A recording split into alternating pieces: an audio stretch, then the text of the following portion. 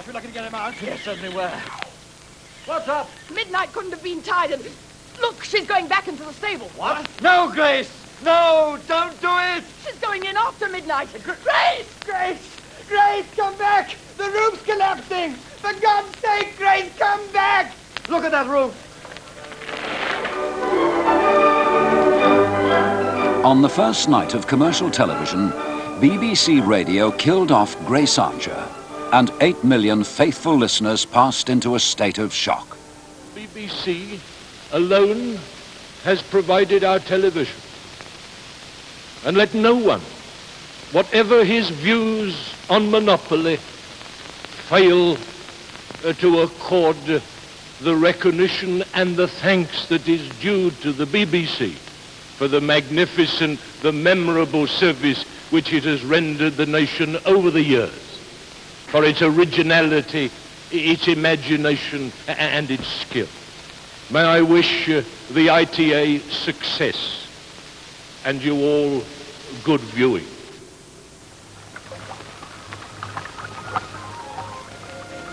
It's tingling fresh. It's fresh as ice. It's Gibbs SR toothpaste, the tingling fresh toothpaste that does your gums good too. The tingle you get when you brush with SR is much more than a nice taste. It's a tingle of health. It tells you something very important, that you're doing your gums good and toughening them to resist infection. All right, let's just try it once more. Okay, here we go again. Okay. Let's... All right, baby. Quiet everywhere. All right, yeah. And action, darling.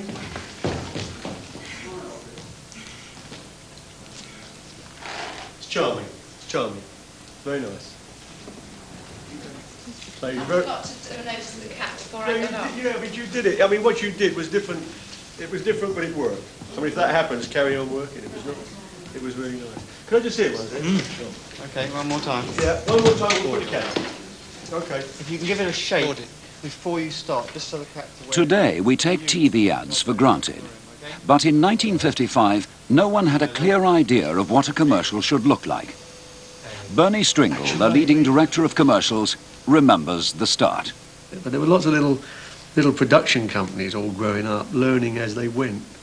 And there was one particular outfit, and they still exist today, who bought themselves a 35mm camera and a book on how to work it. And they got their first commission from an advertising agency to make a commercial that had got a lot of animated cigarettes that had to jump out of the pack, dance to the jingle, make a little pirouette around 2 and 9 or whatever they cost at the time, and back into the pack. So they had not a clue how to make this. So they were phoning round all their competitors, describing what they've got to do, and sort of bit by bit, with people whipping over to help them out, you know, so they actually got to make this commercial, which got them off the ground doing other work. But it was all done by phoning mates and saying, Christ, you know, how do we make these cigarettes dance? Cut it, all right, okay, that was really nice. I tell you what to do. There were plenty of people in advertising who thought TV commercials would never be as effective as advertisements in newspapers and magazines. But the more enterprising agencies set up their own TV departments. Howard Boogie Barnes was head of the first and most successful. He was also the lyric writer for Murray Mints. That man down! Sorry, you just have to wait. I'm finishing me Murray Mints. They're too good to Harry Mints. Murray Mints, too good to hurry mints. Why make haste when you can taste the hint of mint in Murray Mints? Murray Mints, too good to hurry mints. Murray Mints, too good to hurry mints. Delicious. Now to war.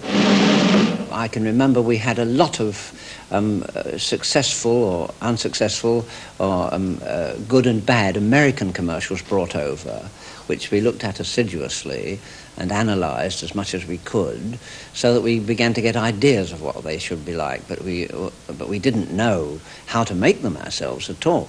We just leaned on this American very heavily. Look, here is the new Band-Aid plastic strip with new Super Stick. It sticks better than any other bandage. The proof? Take a dry egg at room temperature. Touch the egg with any other bandage. Brand X, brand Y, brand Z. Not one sticks. But a Band-Aid plastic strip with new Super Stick sticks tight instantly. Watch it again in slow motion. No pressure, yet we can lift the egg, even boil it. And the Band-Aid plastic strip never comes loose. Maybe you don't want to broil eggs this way, but you do want the extra protection of Band-Aid plastic strips. They take better care of little cuts and scratches. They stay put. There was a feeling that civilized English selling methods were under the threat of Americanization. The trade press offered these guidelines to would-be TV advertisers. For the first time, they could demonstrate their products directly to an armchair audience, although they could only guess at what the impact on viewers would be.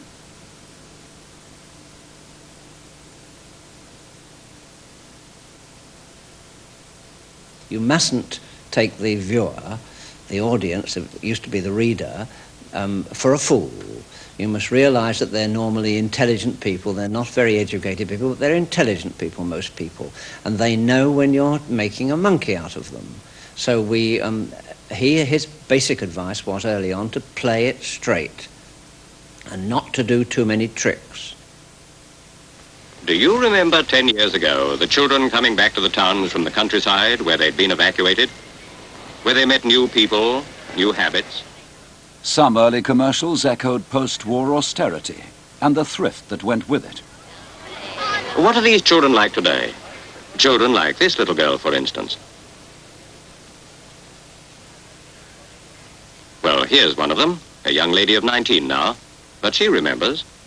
Yes, I remember being evacuated, making new friends with the country children and the farm animals, and Mum coming to see us whenever she could. And I remember how glad I was to see her looking so well, and quite free from her winter sniffles. Oh, yes, I'd never had ribena till then. Now I have it every day, for my complexion's sake, among other things.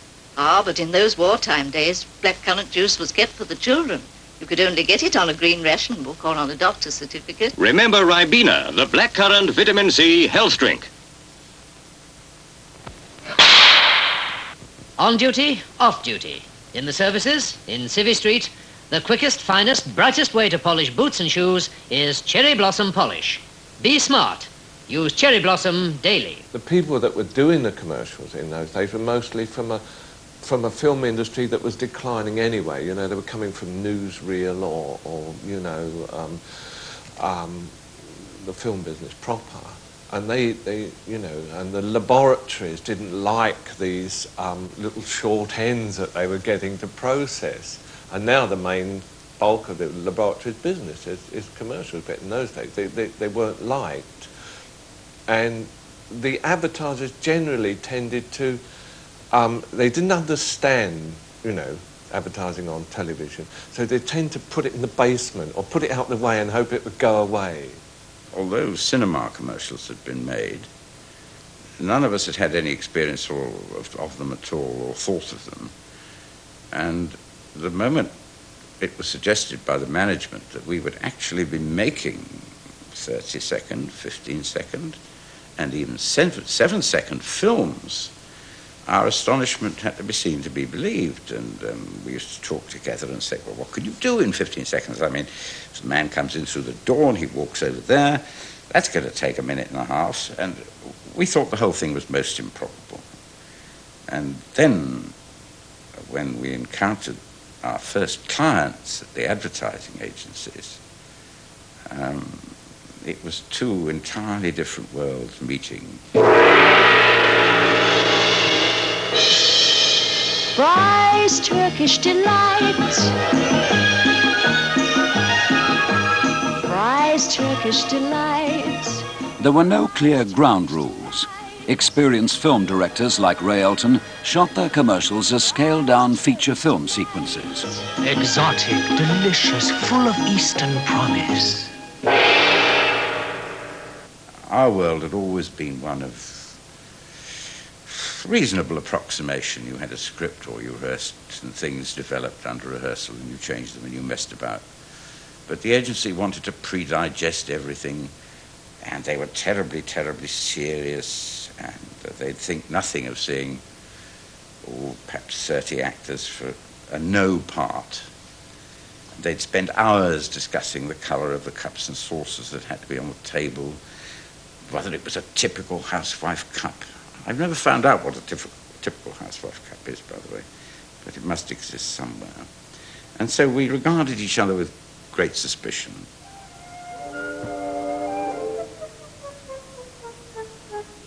The BBC had its own soothing way of filling the natural breaks between programmes, and it preserved a rather lofty attitude to the tradesman over the way.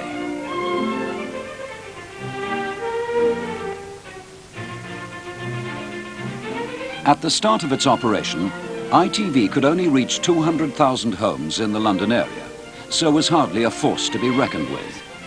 But by the close of the 50s, when the ITV network covered most of the country, the BBC audience had dwindled to 40%.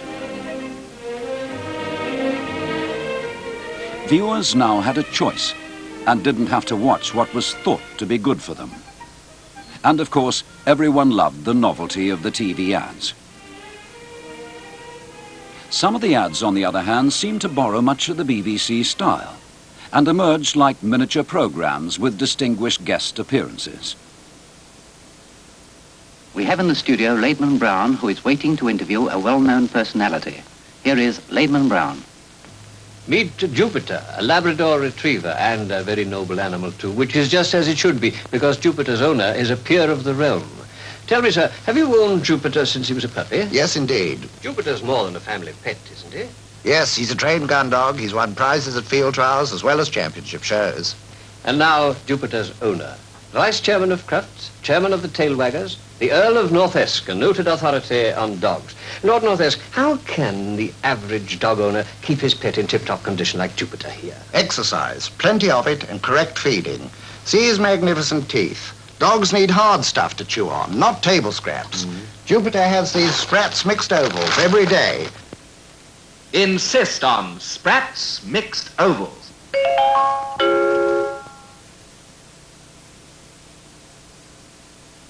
Sir Compton Mackenzie. Yes, I suppose most people who are asked what were the three essentials to perfect health would nominate fresh air, exercise, and sleep.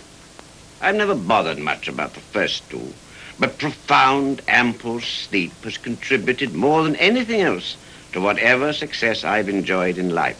At the age of 72, I can still sleep the clock round when the body and mind need recuperation, and therefore I can still work for 10 hours of continuous mental concentration when necessary.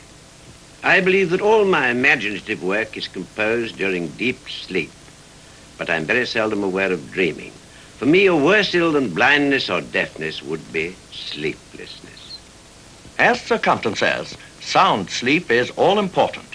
Horlicks helps you get not just sleep, but sound, refreshing sleep. The advertisers who couldn't afford the cost of a commercial could buy time in one of the advertising magazine programs. ATV's first ad mag, less cosy than most, featured Elizabeth Allen doing the rounds of the smarter London stores. Another partnership of distinction is Lyle and Scott. As I expect you know, Lyle and Scott have the reputation of being among the leading manufacturers of knitwear in Hawick, Scotland, the knitwear capital of the world. Good afternoon, Miss Allen. Oh, good afternoon. Perhaps you can tell us the reason for Lyle and Scott's unique reputation. The reason? Well, Here it is. This, as you can see, like all Lyle and Scott garments, is fashioned to fit. Look, all the pieces are knitted together, not stitched. We call this one the Leslie Classic twin set. Notice the lovely quality of the lamb's wool. yes, but surely when you get such a high standard manufacture, it means high prices too, doesn't it? Indeed, no. Why, this set costs only 79 and 6. 79 and 6, really? And you can buy a Lyle and Scott cardigan for as little as 44 shillings.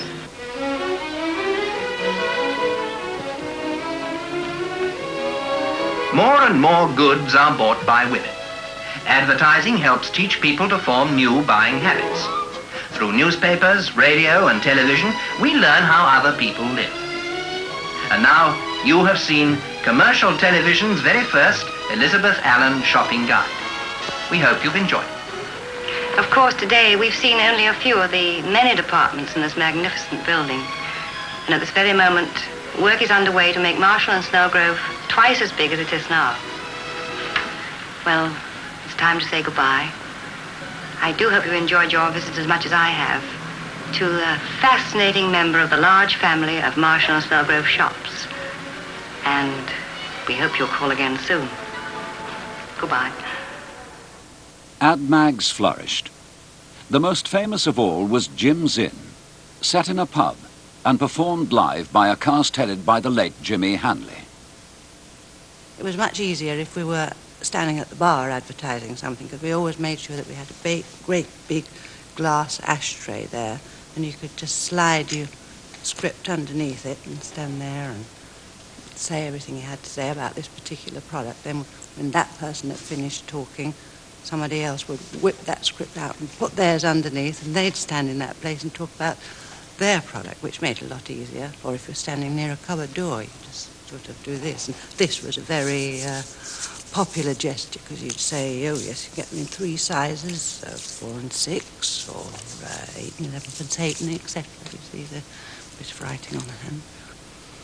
Roma and her real husband over the weekend were in a car crash, so she had to be written out of the programme for a couple of weeks.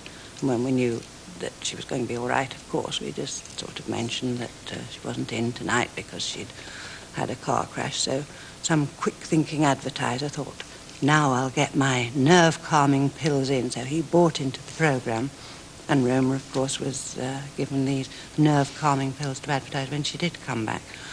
And she did the spiel about how good they were, of course, and she held the pack in a rather difficult position. I don't know why it had to be, but so it did. And the camera came in to do the close-up. While she was saying how beautifully calming they were for the nerves, there was a big close-up of her going like this with them, rattling away in the tin. Ad mags were banned in 1962. The Pilkington Committee held that they blurred the distinction between programmes and advertisements. Amidst public outcry, Jim Zinn and the rest were prohibited, thus cutting off small companies from advertising on TV. The shrewder advertising agencies who'd worked for many years with magazine advertisements wanted their film commercials to have a similar style. J. Walter Thompson, then the largest agency, turned to a brilliant stills photographer, Keith Hewitt, to help them. With his meticulous lighting technique, Hewitt set standards which revolutionized the look of commercials and made him the most sought-after director in the business. And I was a photographer who was always willing to have a go at everything, very experimental. I liked doing new things all the time.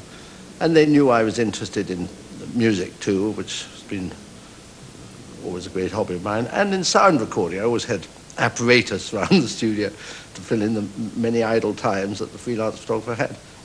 And so I think it was fairly natural for them to pick on me and to say, you know, would I like to experiment with their art directors? And they gave me a 16mm Bolex, or lent it to me on extended loan, and suddenly I was in the film business. In appreciation of her devoted services to education, Form 4B awarded Miss Patience Atkins the CDM. Cadbury's Dairy Milk. The chocolate distinguished with a glass and a half of milk in every lovely half-pound.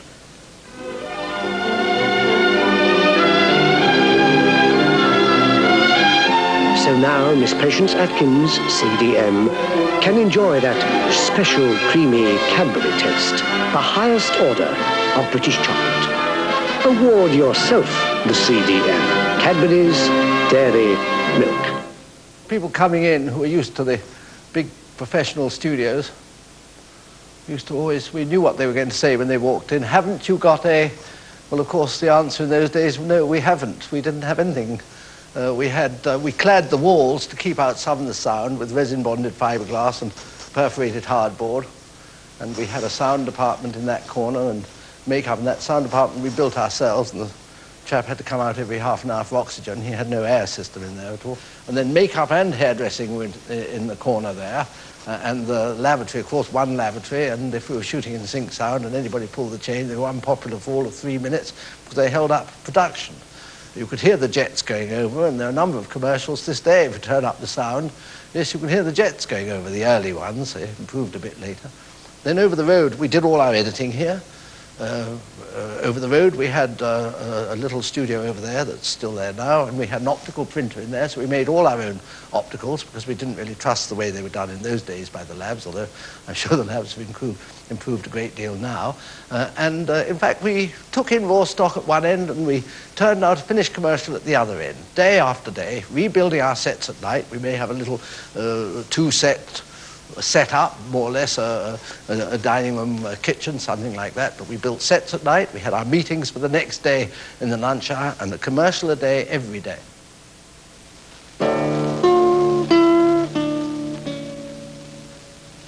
Gold leaf are made of the finest Virginia tobacco in the world, specially imported by players. It's the rich flavor of this tobacco that makes gold leaf such a satisfying cigarette.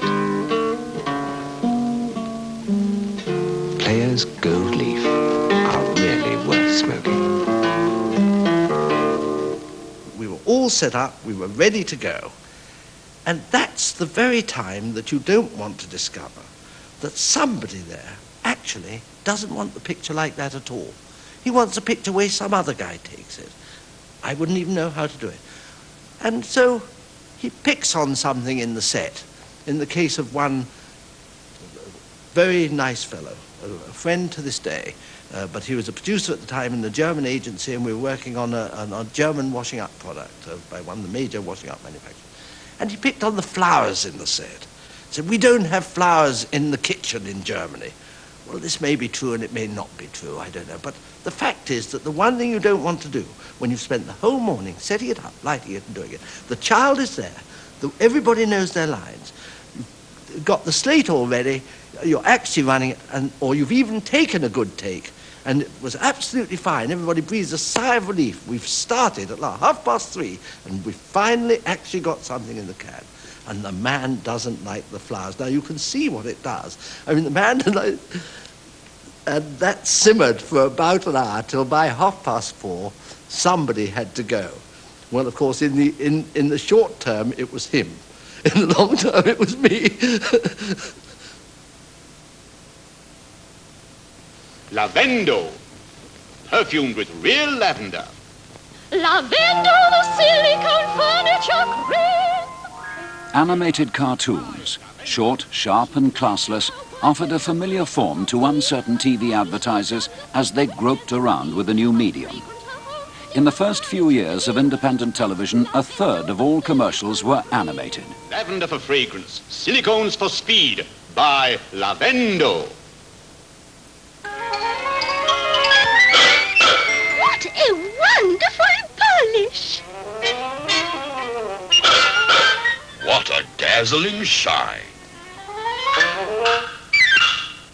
All shoes respond brilliantly to Cherry Blossom. Look smart with Cherry Blossom. Be smart, use Cherry Blossom for your shoes. Well, in the old days, you could say this is a Bob Godfrey cartoon. I can see that a mile off. It's a Bob Godfrey cartoon. The Bob Godfrey attitude, the Bob Godfrey look or something will be there.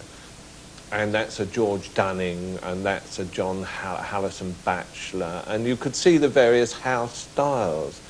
Well, what's happened, I think, is that the advertising agency art director has come, he or she has come along and imposed their style on the animation houses. So ours is a slightly more negative role these days. I mean, we have to work in the style that they want, really. So they've learnt the game, they've learnt the art. In the early days, they didn't know. They know now. Change now to Smootho Shave Cream, the shave cream that contains its own insecticide. 15 years before Monty Python, Bob Godfrey was also mocking the business that employed him. The hidden stubble that ordinary shave creams leave behind. He needs Smootho Shave Cream. Just make this simple test today. Take an ordinary Chinese gooseberry and shave one side with ordinary shave cream and the other side with Smootho. Notice the difference? The side shaved with Smootho is as smooth as a golf ball, while the other side still has that telltale hidden stubble. This proves that Smootho shaves closer, cleaner, tastier. What's more, Smootho contains its own insecticide, so that it kills all kinds of flying insects on contact. Wonderful Smootho shave cream.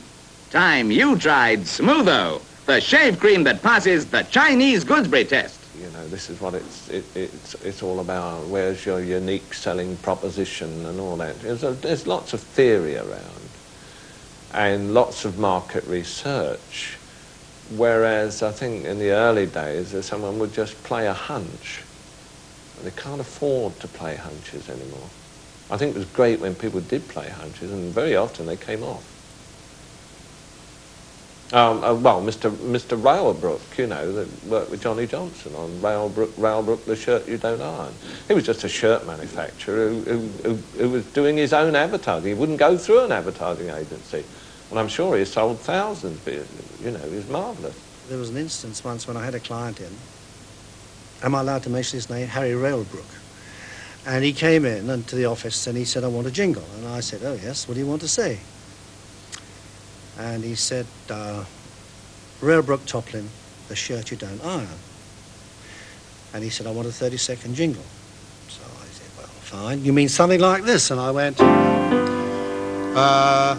Railbrook Toplin, the shirt you don't iron. Railbrook Toplin, the shirt you don't iron. Railbrook Toplin, the shirt you don't iron. And so it went on and on and on, and I kept repeating the same phrase because I had no other words. And I finished, and I said, well, something like that. Will we get some decent words? He said, we don't. He said, we don't change a word, not one word. So it took me exactly 30 seconds, and that's the quickest jingle I've ever written. Railbrook Toplin, the shirt you don't iron. Railbrook Toplin, the shirt you don't iron. Railbrook Toplin, the shirt you don't iron. Railbrook Toplin, the shirt you don't iron.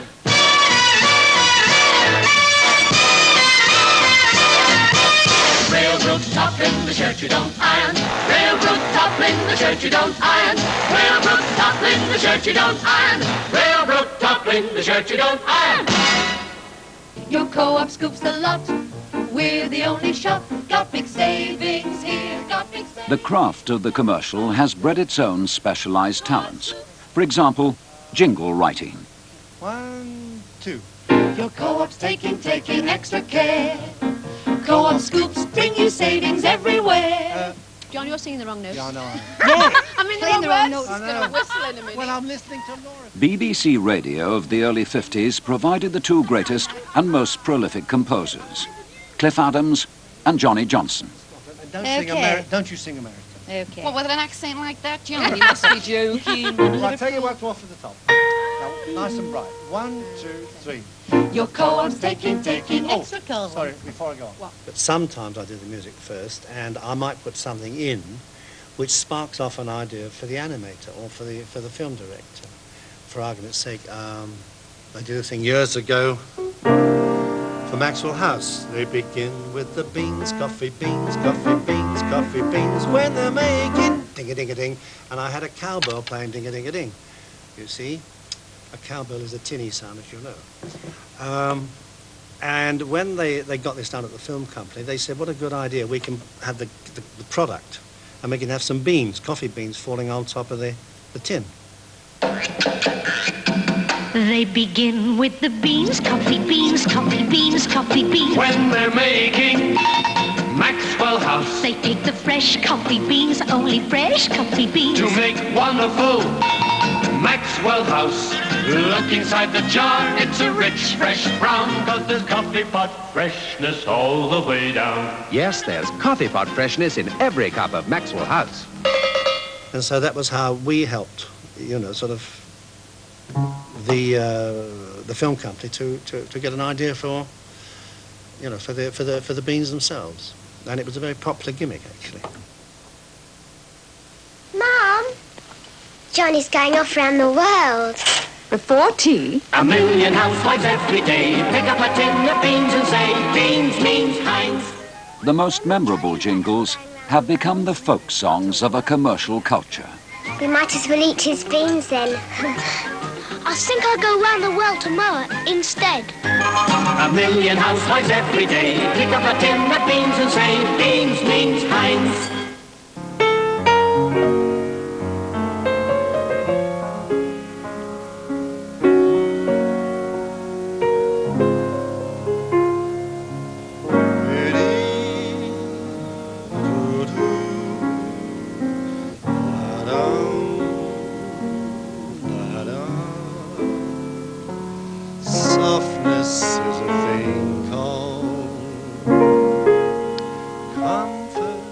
Through the late 50s, TV commercials became more and more a part of common experience. The stars of show business were no longer so reluctant to be involved. Good heavens, I know that voice. I'm going well on Shell, Shell, Shell. It's Bing Crosby. Britain is great. Well, let's see it in state. You can be sure of Shell. In the Emerald Isle, you drive with a smile. Nothing but fun on Shell, Shell, Shell. Ah, you can be sure of Shell. The clock strikes 4. In millions of English homes, that means it's tea time. Tea time with its gleaming silver and tinkling teacups. What a happy time it is. And how fortunate the hostess who knows that her favorite tea is also the favorite of her friends. For no matter how elegant the manners or charming the company, no guest is ever really happy without the right kind of tea. Good tea. Fresh tea. Tea you can taste to the last delicious drop. It means book bum PG tips. Book.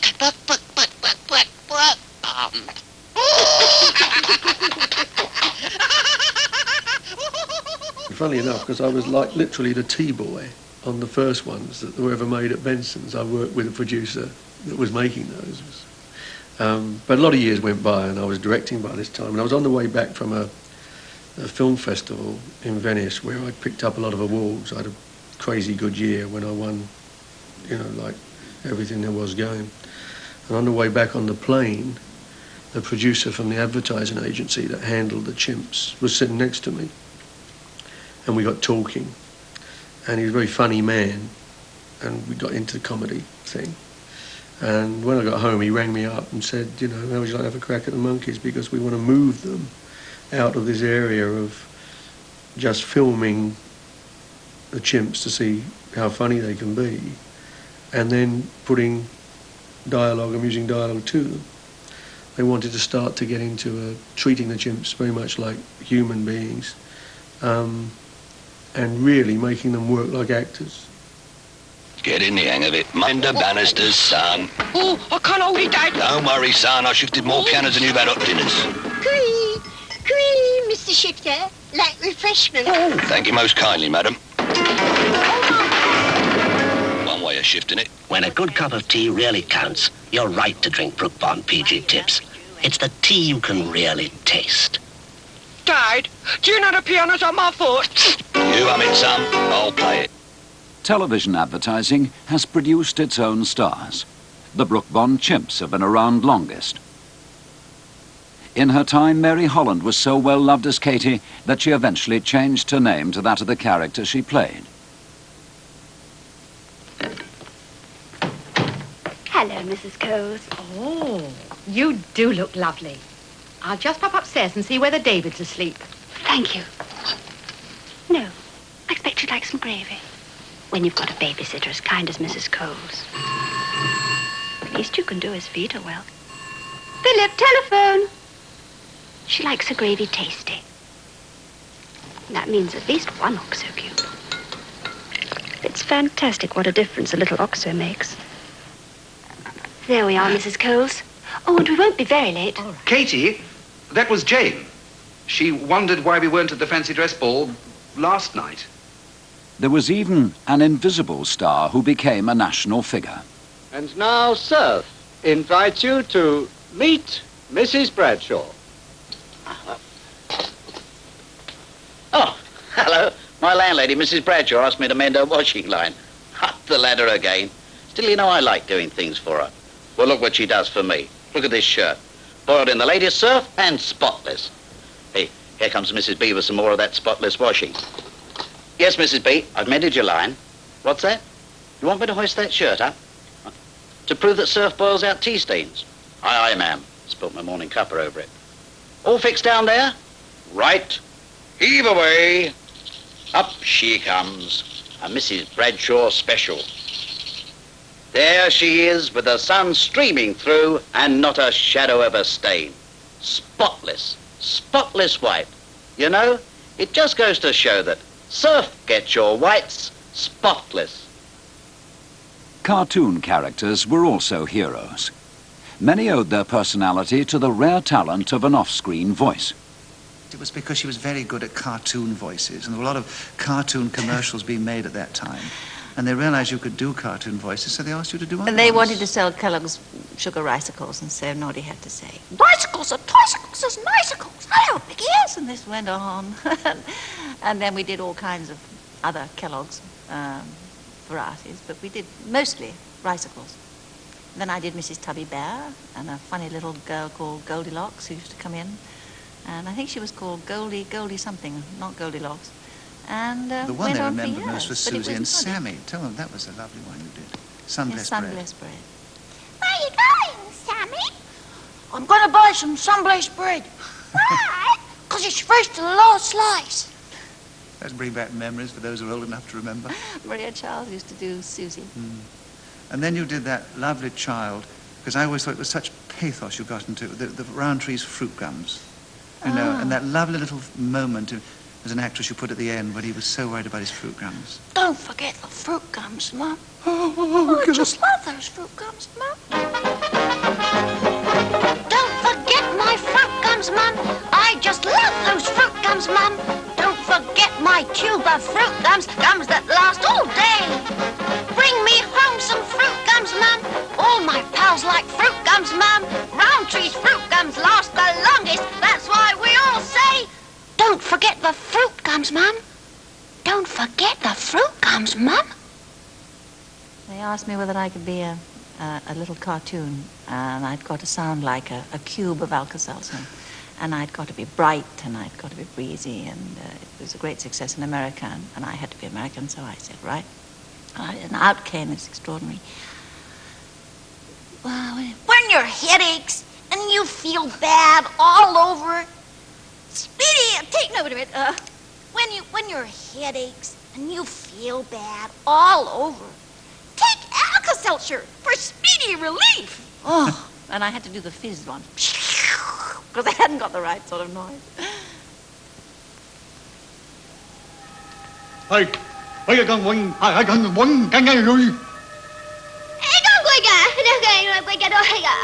Nicholas Parsons and Denise Breyer produced their own prize-winning commercial for a travel company in 1961. The film was designed and directed by Jerry Anderson, who went on to make Thunderbirds and Space 1999.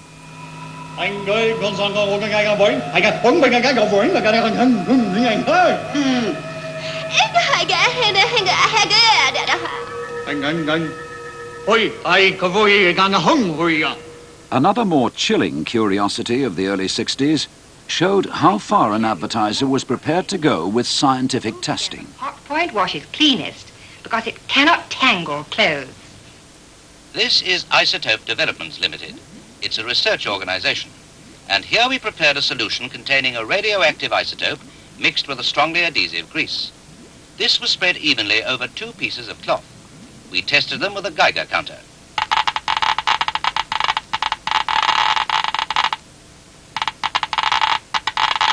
Both were equally radioactive. One piece was put in a hot point washing machine, the other in an ordinary washing machine, both as part of a normal load.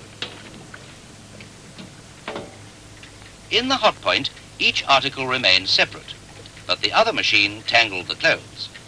Again, both pieces were tested to see how much radioactive grease had been washed out.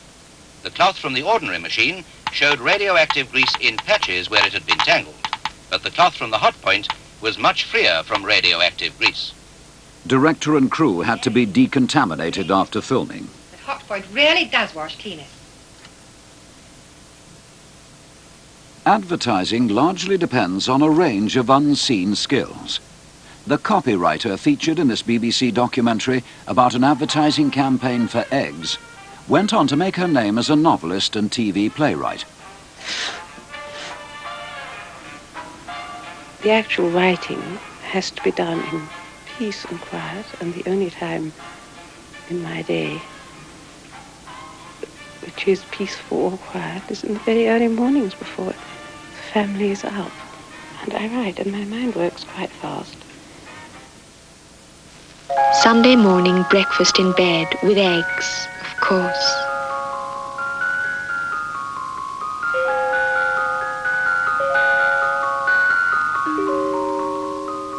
there's a lion on that egg, that means it's fine and fresh and perfect. It's always eggs for Sunday breakfast, because that's a proper start to a perfect day.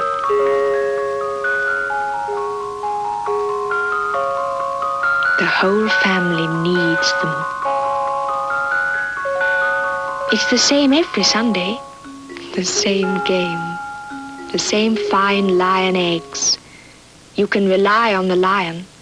It was one of the big spenders and the soft sellers. That is, you didn't have to try and sell very hard. You would just build up a generic picture of the egg as really the woman's best friend, you see, being so packed full of goodness, etc., etc. Later on, eggs began to lose their healthy image and are now supposed to be rather bad for you. But that really is because we stopped the advertising, I suppose. And only one out of the total of 12 thought they had anything to do with eggs and breakfast. Now, nobody misunderstood this. We failed miserably. Absolutely miserably. Oh, it's that way. But no, what I'm interested in, Faye, we've got this. We've got that simple formula here. Yes. Now we start to develop. How are we going to develop? What are we going to do? We thought we'd do it this way. Pictures of people. None of us had ever seen a television commercial, so we had to be completely speculative about it all. Nobody we were working for, so far as I could see, had ever seen a television commercial either. So we had a vague feeling and what they were about or how they would work. I can't remember even seeing a script of an American television commercial either. But so we worked completely from first principles, and they were very long. They would go on for about 2 or 3 or 4 minutes and mention the product on the very last line. So we all thought selling was a very vulgar business in those days, you see, so you would try to do it as little as possible.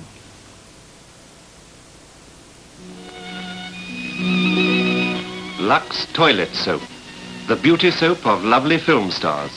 So divinely fragrant, so exquisitely pure, the whitest soap of all. White as the white of cloud against the heavenly blue. The white of love that lovely leader knew. The white of grace that feathery fountains trace. The white caressing breath on beauty's face. I think every woman deserves a beauty soap that's really rather special, don't you? Why not follow my example and use Lux toilet soap? Most film stars do, you know. Let Lux Toilet Soap work its own white magic for you. I got mentally very tired. I couldn't face another conference about a piece of ginger cake with 14 people around the table all going, yes, well, I'm not sure. What do you think, Ray? And this sort of thing. It drove me balmy. And 4 hours discussing the sort of in-depth psychology of eating ginger cake. I finally thought, I really can't do this anymore. And wiggled myself out. Over the years, you get to feel that I really should be doing something else. That at the end of it all, have I made 700 commercials? And it starts to frighten you, because you pick up a book and you read about Billy Wilder during that same lifespan making 20 important movies, or a musician writing very important songs. And quite a lot of people that are in advertising and making commercials actually have or had aspirations to do other things. And so I think what you find is that people in the industry themselves start to knock what they do for a living. I don't actually do that, because what happens is every time I get an exciting job coming, I start off with a fresh mentality again. I'm going to say goodbye. No, don't say goodbye. It sounds so permanent. It's only for a very short time. Look after yourself. Sometimes commercials have fed off the movies, quoting from them, parodying them and playing with styles.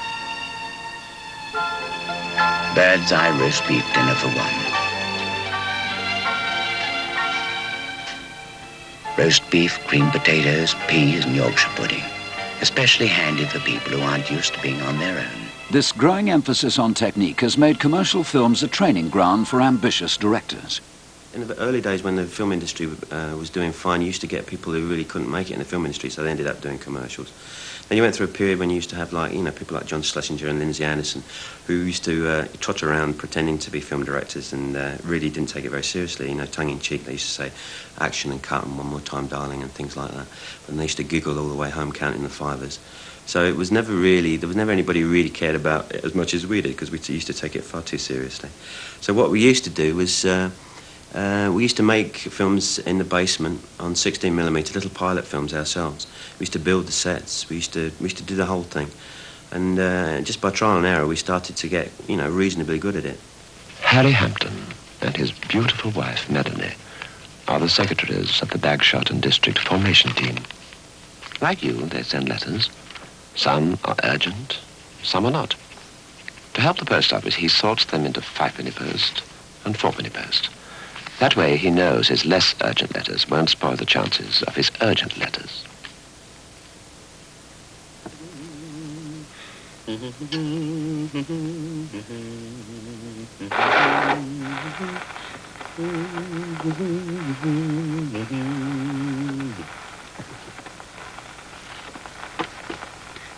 Slow, slow, quick, quick, slow. Slow, slow, quick, quick, slow. Slow, slow, quick, quick, slow. Slow, slow, quick, quick, slow. Slow, slow, quick, quick, slow. Slow, slow, quick, quick, slow. Slow, slow. Help the post office a little, and you'll help yourself a lot. I could have leaned on the bar here at Pinewood and I would never have been given a chance. What commercials enabled me to do is to put very expensive Eastman Kodak stock through the camera, and every time you say action and cut, you do learn something. It is generally in the area of technique. I think it's, I learned a huge amount about photography, which I think is singly the most important contribution that commercials have made to contemporary film.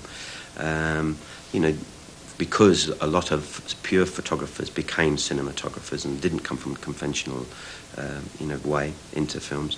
Using reflected light, diffused light, which has affected all photography now in film. In the area of art direction, attentions to detail, and basically because the two biggest evils when you're making, or any filmmaking endeavour, is time and money, unfortunately, and you're always fighting time to do it. Well, in a day, I would be able to put 5,000 feet of film through a camera, and I would only have to pick up 30 seconds of screen time.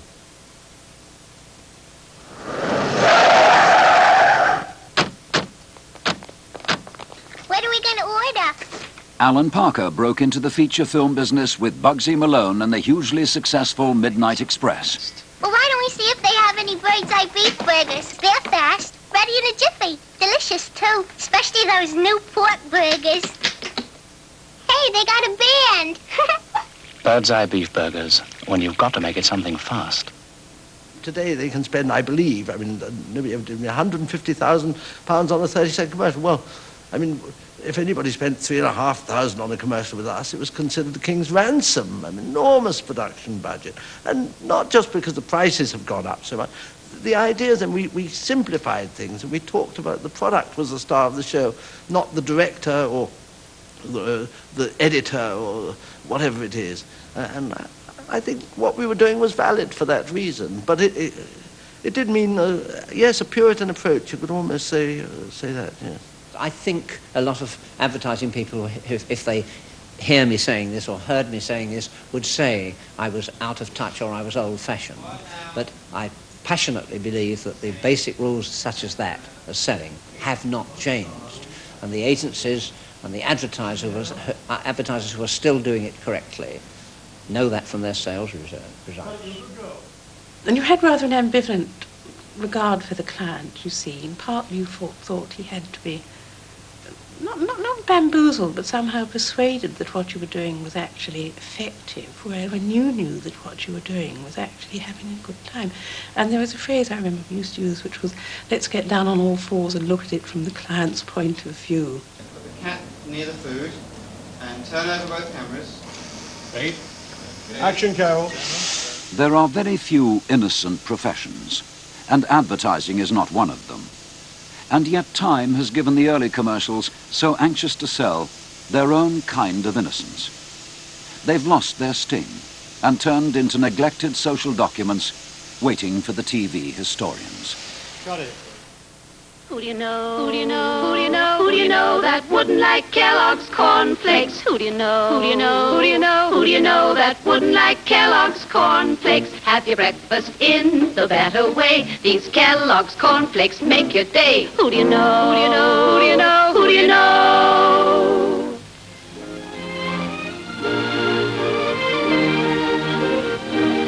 Even in the closest of close-ups, Ava Gardner, the lovely MGM star of Bawani Junction, has a perfect, flawless complexion. But remember, you have your close-ups too. To the man in your life, your complexion can be the most attractive thing about you.